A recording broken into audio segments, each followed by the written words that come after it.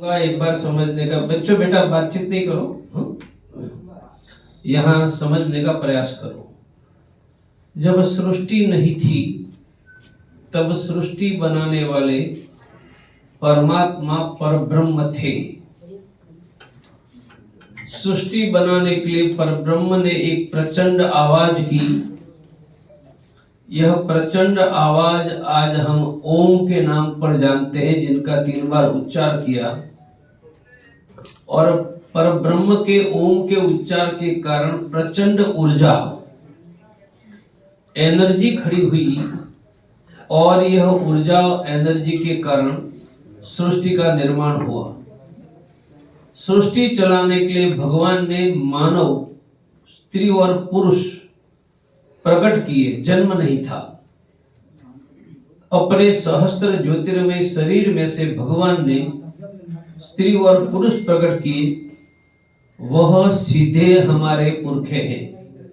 इसलिए जितने भी हिंदू है, जातियां कोई भी अलग अलग होगी, वह जाति में जन्मे हुए हिंदू का प्रथम पुरखा भगवान ने अपने मन के संकल्प से पैदा किया हुआ। भगवान के मन के संकल्प से सृष्टि बनी, इसलिए सृष्टि को मानस सृष्टि कहा। दूसरे चरण में जन्म नहीं था, इसलिए जो भगवान प्रकट करते थे उसका मृत्यु नहीं था। दूसरे चरण में जन्म की सृष्टि शुरू की, जन्म की व्यवस्था की, तो मृत्यु आया। जन्म मृत्यु आया तो पुनर्जन्म आया। ये दूसरे चरण की सृष्टि को मैथुनी सृष्टि कहते हैं। जब जन्म मृत्यु पुनर्जन्म की सृष्टि आई, तब प्रश्न खड़ा हुआ कि आपका अगला जन्म कहाँ होगा, आयुष्य कितना होगा, धन धान्य यश कैसे मिलेगा। तब भगवान ने जन्म लेने वाले प्रत्येक व्यक्ति अपने द्वारा ऊर्जा, जिनको मॉडर्न लैंग्वेज में एनर्जी कहते हैं, पावर, वो पैदा कर सकते हैं। तो मैंने प्रारंभ में कहा, भगवान ने प्रचंड आवाज की, ओम, उनके कारण ऊर्जा एनर्जी पैदा हुई, उनसे सृष्टि बनी। तो तब तक ऊर्जा एनर्जी पैदा करने का काम भगवान अकेले करते थे। अब जन्म मृत्यु पुनर्जन्म के बाद भगवान ने प्रत्येक जन्म लेने वाले मानव को एनर्जी जनरेट करने का सिस्टम दी, और पूरे जीवन में जितनी एनर्जी जनरेट करेगा, अच्छी या बुरी, उनके संदर्भ में उनका आयुष, धन धान्य यश आरोग्य होगा। उनको परंपरागत शास्त्रों में कर्म कहा। मैं कैंसर का सर्जन हूं, वह तो मैंने बताया, पर मैं वेदों का, उपनिषद का गहन अध्ययन करने वाला हूं, इसलिए आपको यह साइंस समझा रहा हूं। प्रत्येक मानव को एनर्जी पैदा करने का अधिकार क्यों दिया? अगला जन्म कैसे होगा, अब एनर्जी कैसे बनेगी, ऊर्जा कैसे होगी? तो मैं मन में विचारता हूं, इससे भी एनर्जी पैदा होती, इसलिए हमारे शास्त्रों ने कहा बुरा मत सोचो। क्यों? बुरा दूसरा का बुरा असर है, आपका बुरा हो जाएगा, बुरी एनर्जी क्रिएट हो जाएगी। आप कहेंगे सोचने से एनर्जी पावर जनरेट होता है। यस, मेरे मन में प्रचंड गुस्सा आया। कैसा प्रचंड? आपको पता चल जाएगा क्यों। प्रचंड गुस्सा के कारण जो एनर्जी, पावर, ऊर्जा पैदा हुई, वह मेरी हृदय की गति बढ़ा देती है, सांस की गति बढ़ा, मेरा टेम्परेचर बढ़ा देता है, मेरा चेहरा लाल हो जाता है। तो ऐसी व्यवस्था हुई कि चित्त में भी विचारते हैं, तब ऊर्जा एनर्जी, आंख से देखते हैं, इसलिए अच्छा देखो, कान से सुनते हैं, हाथ पांव से करते हैं, एनर्जी जनरेट होती है। शास्त्रों की भाषा में उसमें ज्ञानेंद्रिय, कर्मेंद्रिय कहा गया। अब यह सिस्टम बनी तो एक समस्या और आई। हम जैसी एनर्जी पैदा करेंगे ऐसा मिलेगा, जैसा कर्म करेंगे ऐसा मिलेगा।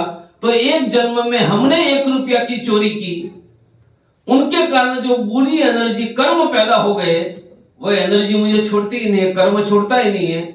इसलिए एक जन्म में 1 रुपया की चोरी, सभी दंडों में, सभी जन्मों में उसका दंड मिलेगा।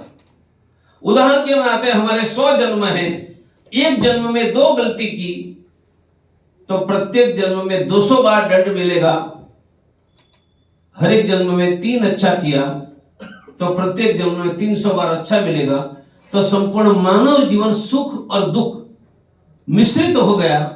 आप टाटा बिरला किसी को भी देखो, वहां दुख नहीं, ऐसा नहीं है, कितने भी पैसे हैं, जब मानव जीवन सुख और दुख से मिश्रित हो गया तब भगवान ने चौथी व्यवस्था दी।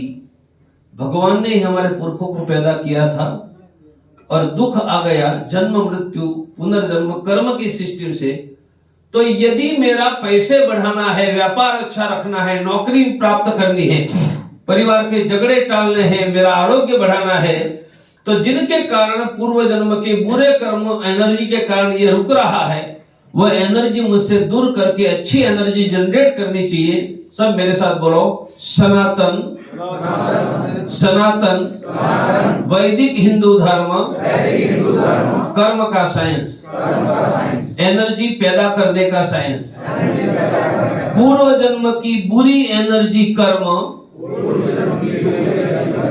जो धन धान्य यश आरोग्य रोकता है,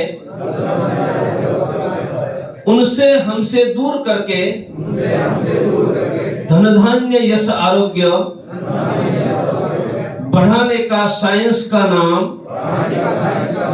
सनातन वैदिक हिंदू धर्म। मैंने आपको इसलिए समझा कि हम सब पढ़े लिखे लोग हैं, हमें कर्म वर्ण समझ में नहीं आता है। हिंदू धर्म छोड़ना क्यों नहीं, मुसलमान क्यों नहीं बनना, क्रिश्चियन क्यों नहीं बनना। शिवाजी के पुत्र संभाजी को औरंगजेब ने कहा मुसलमान बन जाओ, उन्होंने प्राण दे दिया, धर्म नहीं दिया।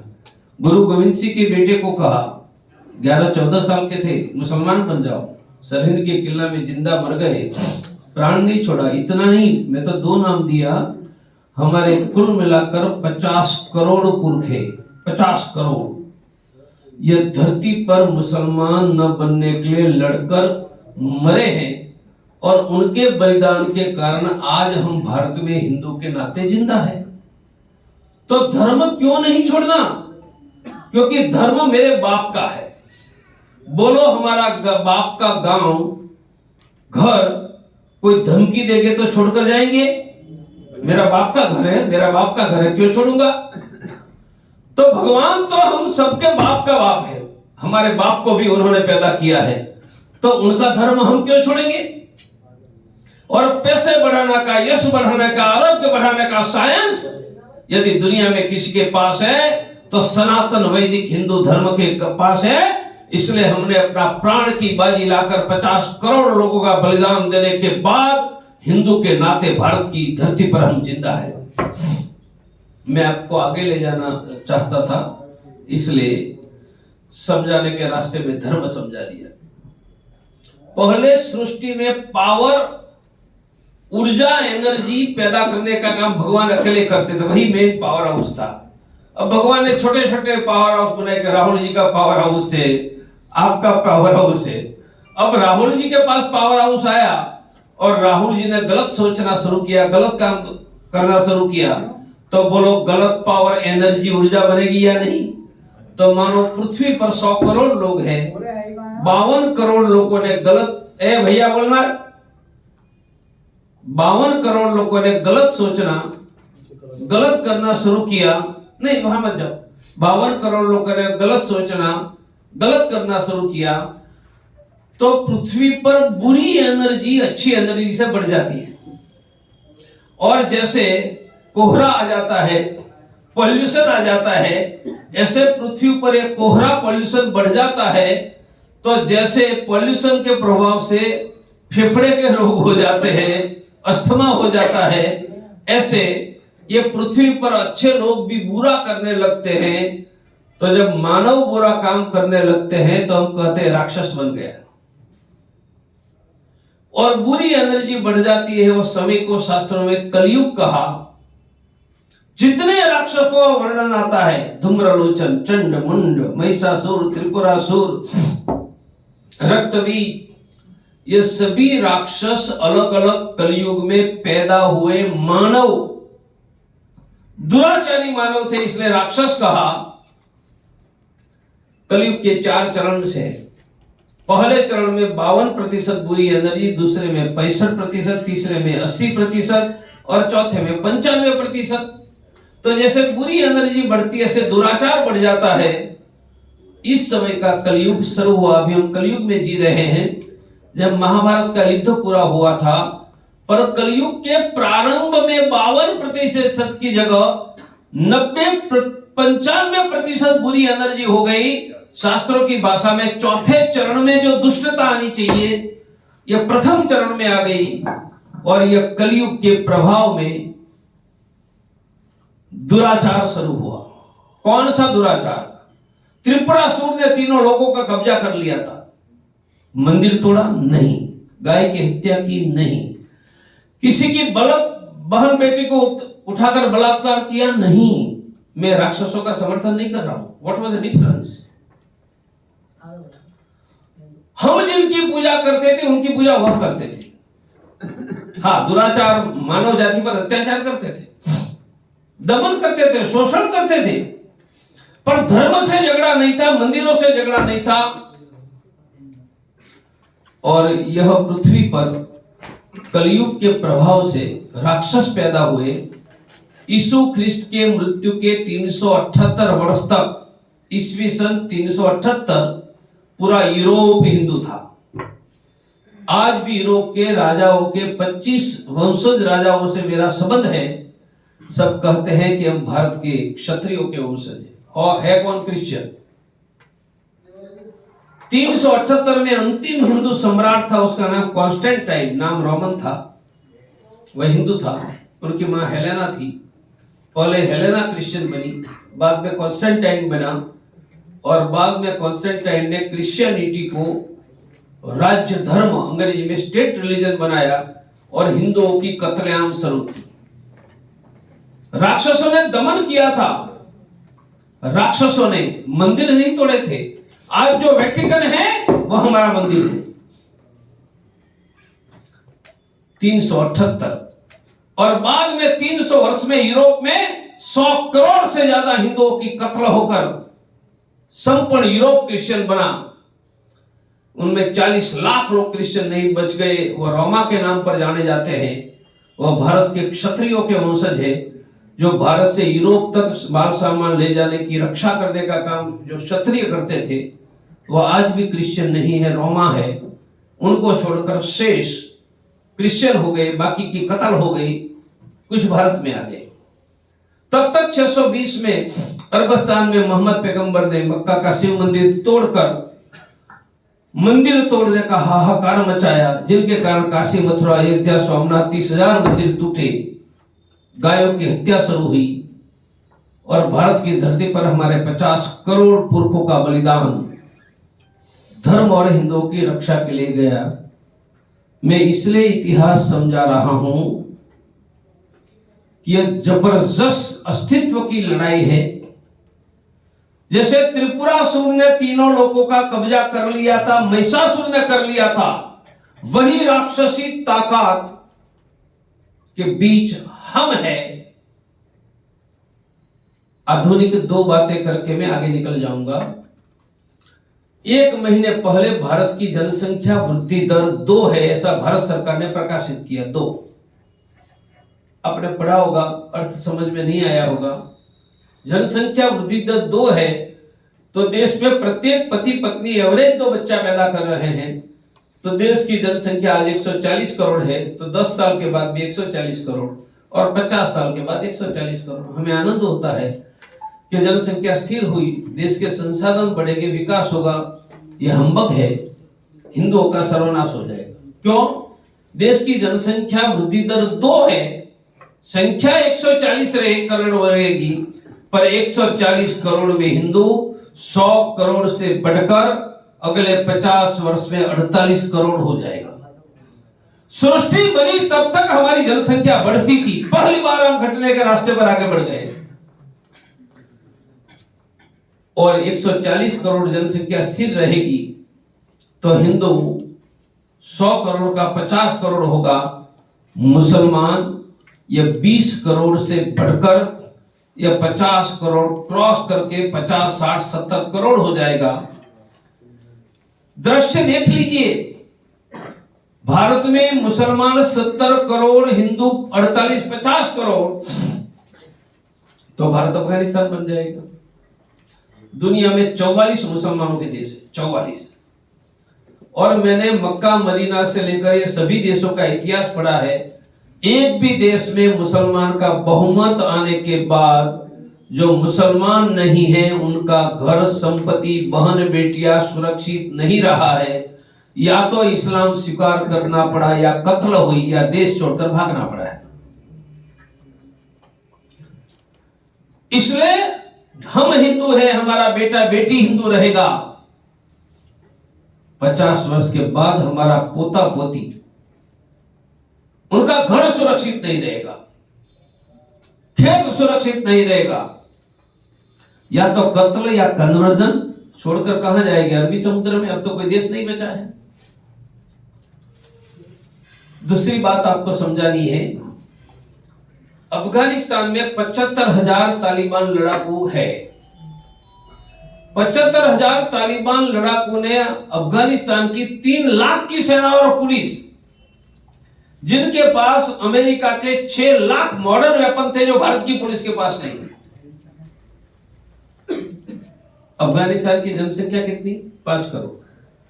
5 करोड़ में तालिबान लड़ाकू 75,000 और 3 लाख की सेना पुलिस को हटा दिया, तो भारत में मुसलमानों की संख्या आज भी 20-25 करोड़ है। तो बोलो 75,000 की जगह 10 लाख तालिबान लड़ाकू यहां पैदा हो सकते हैं या नहीं? अमरावती महाराष्ट्र का एक शहर है। कुछ दिन पहले यह दाढ़ी टोपी वाले पुलिस पर ऐसे हमला कर रहे थे तो मुझे लगा कि यह पाकिस्तान की जनता भारत में आ गई है।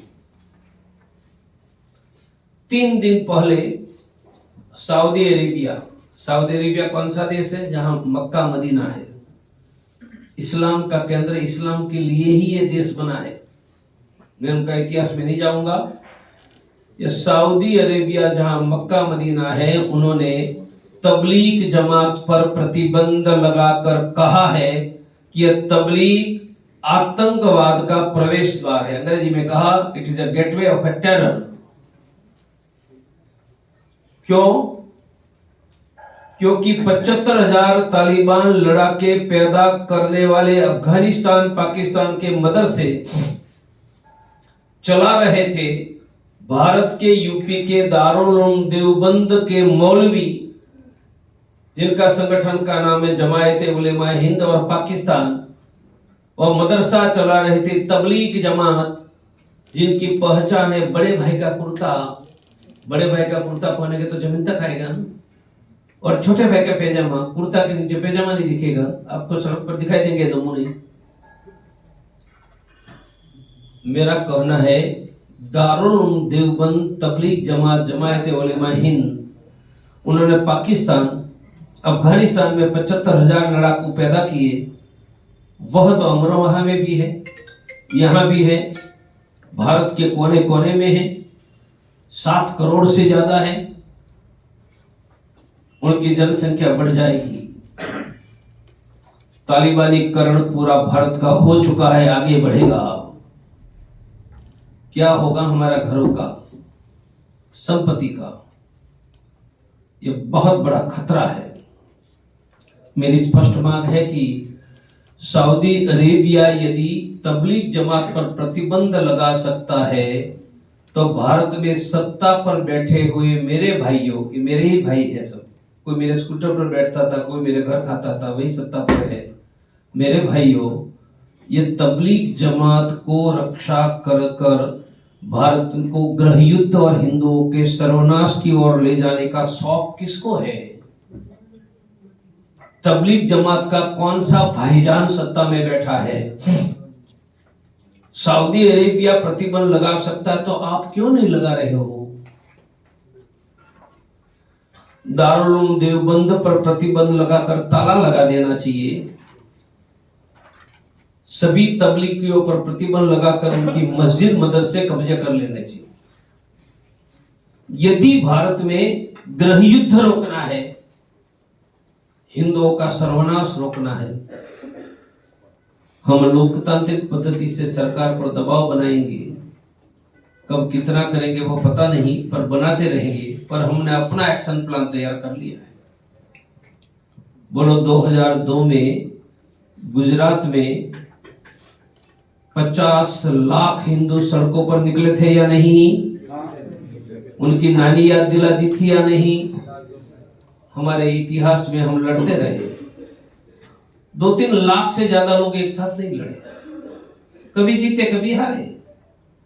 2002 में 50 लाख लोगों के 1 करोड़ हाथ आसमान से टकराते रहे, और जिनको अहंकार था अपना, उनका अहंकार मिट्टी में मिलाकर उनको शरणार्थी शिविर में भेज दिया था।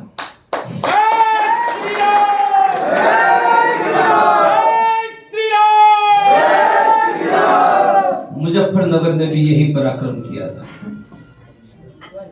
बाकी बहुत मेरे पास उदाहरण है, आप यहाँ इसलिए मुजफ्फरनगर भी याद किया। हम देश में हिंदुओं की रक्षा करेंगे।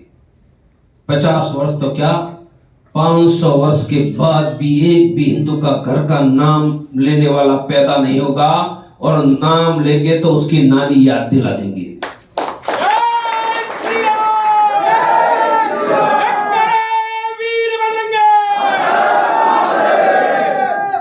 और मैं वह योद्धा हूं जो राम मंदिर के लिए कैसे लड़ा आपने देखा है, 2000 कैसे किया वो देखा है। और मैं वह योद्धा हूं जिनके पूर्वज मक्का मदीना को इस्लाम के पहले रूल कर रहे थे, और 14 शताब्दी तक सोमनाथ की रक्षा तक मेरे पुरखों ने तलवार उठाई है। और फिर से हिंदुओं की रक्षा के लिए ललकार कर हम मैदान में उतरे हैं। न हम हटेंगे न भागेंगे, दुश्मन की छाती पर पांव रखकर कुचलकर ये देश के हिंदुओं की रक्षा करेंगे।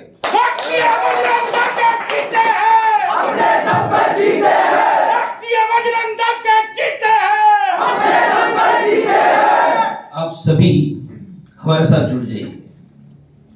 मैं बुलाऊंगा, ऐसा बोलेंगे, मैं कहूंगा वीर हिंदू, आप बोलेंगे विजेता हिंदू। दोनों हाथ उठाओ, मेरे हाथ में माइक है इसलिए आप दोनों उठाओ। बोलो वीर हिंदू, विजेता हिंदू, वीर हिंदू, विजेता हिंदू। मैं कहूंगा विजेता हिंदू, आप बोलेंगे वीर हिंदू, विजेता हिंदू, वीर हिंदू, विजेता हिंदू, वीर हिंदू। हम भारत में 1 करोड़, कितने? 1 करोड़ युवाओं को वीर हिंदू विजेता हिंदू अभियान में जोड़ रहे हैं। पहला कार्यक्रम इस वर्ष हुआ, हर वर्ष होगा अखंड भारत। यहाँ अखंड भारत कुछ में 1000 युवा जुड़े थे, ठीक है ना? ददोरा का बहुत प्रभावी हुआ था। दूसरा, विजयादशमी के दिन शस्त्र पूजन, इस बार 20,000 जगह पर सार्वजनिक किया।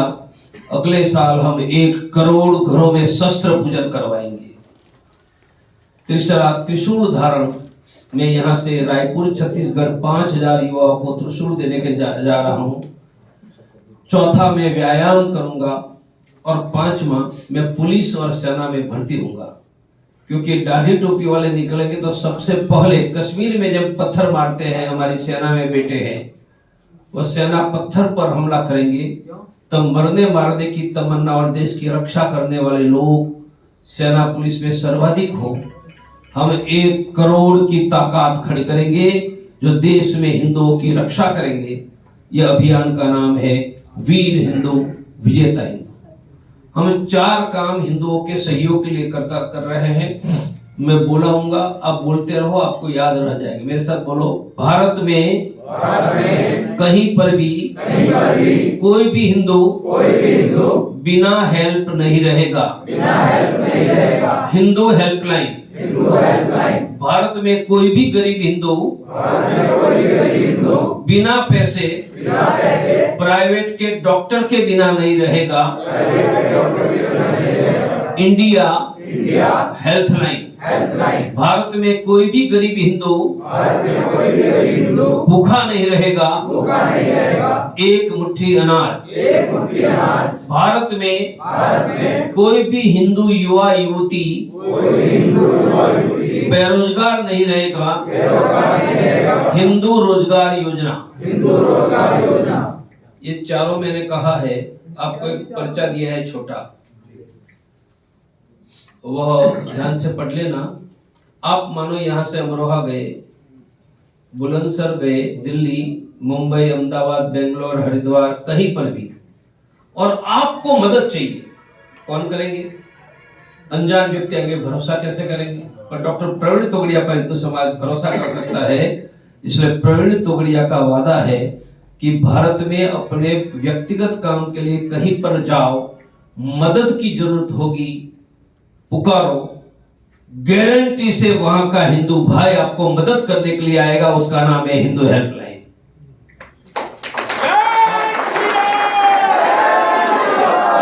आप कहेंगे मदद कैसे मांगेंगे? ये पर्चों में नंबर है, सेव करो, व्हाट्सएप फेसबुक सब भेजो।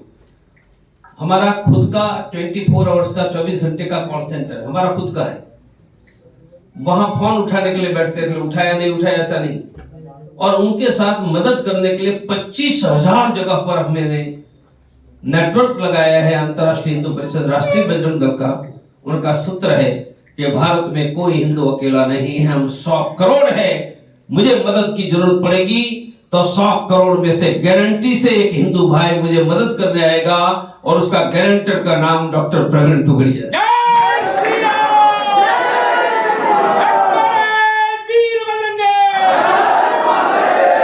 ये योजना चल रही है, चलाने वाले ऐसा नहीं, हर वर्ष 1 लाख लोगों को मदद कर। दूसरा मैंने कहा कोई हिंदू डॉक्टर के बिना नहीं। अभी मैं मेरठ से आ रहा हूँ, मेरठ में मेरे साथ मंच पर डॉक्टर सुशील जैन, बच्चों के डॉक्टर हैं, एमडी, वो मंच पर थे।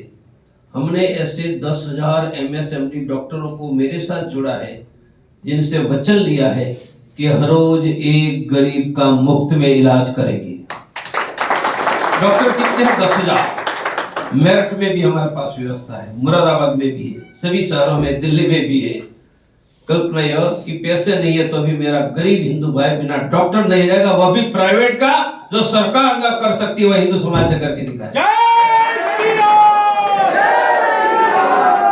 तीसरा, कोई हिंदू भूखा नहीं रहेगा। हमने 1 लाख से ज्यादा घरों में थैलियां बांटी है। कहा कि भगवान ने हमारे परिवार को खाना दिया, धन्यवाद। खाना बनाने के पहले 1 मुट्ठी चावल या गेहूं उसमें डालेंगे, महीने में 1 किलो होगा। इकट्ठित करके गरीबों को 10 किलो अनाज बांटते हैं। इस योजना का नाम है 1 मुट्ठी अनाज। और चौथा है हिंदू रोजगार योजना, 0 बजट, एक भी पैसे आपको रोकना नहीं है। महिला है तो घर में बच्चे बड़े करके भी, क्योंकि आजकल सभी घरों में बहन बेटियां पड़ी हुई है, वह कमाएगी मिनिमम 5,000 रुपया, मैक्सिमम 25,000 रुपया। इनिशियली एक ब्लॉक में 5-5 लोगों को रोजगार देंगे, फिर उनकी संख्या बढ़ाएंगे। उनका नाम है हिंदू रोजगार योजना। तो हमारे 4 काम है। भारत में कोई हिंदू बिना हेल्प नहीं रहेगा, भारत में कोई हिंदू बिना डॉक्टर नहीं रहेगा, भारत में कोई गरीब हिंदू भूखा नहीं रहेगा, और भारत में कोई हिंदू युवा युवती बेरोजगार नहीं रहेगा। यह अभियान का नाम अंतर्राष्ट्रीय हिंदू परिषद, राष्ट्रीय बजरंग दल है। इसलिए बाबर की छाती पर पांव रखकर 6 दिसंबर को बाबर का अस्तित्व मिटाकर उनकी छाती पर राम मंदिर बनाने वाले भी हम हैं। सड़कों पर हम ही उतर सकते हैं, पर हिंदू हेल्पलाइन, इंडिया हेल्पलाइन चलाकर हमारे हिंदू भाइयों के जीवन में, दुख में हाथ बढ़ाने वाले भी हम हैं। आप सब हमारे ये कार्यकर्ता बहुत ताकत से धनौरा में लगे हैं, उनके साथ जुड़ो, सीधे संगठन में जुड़ जाओ।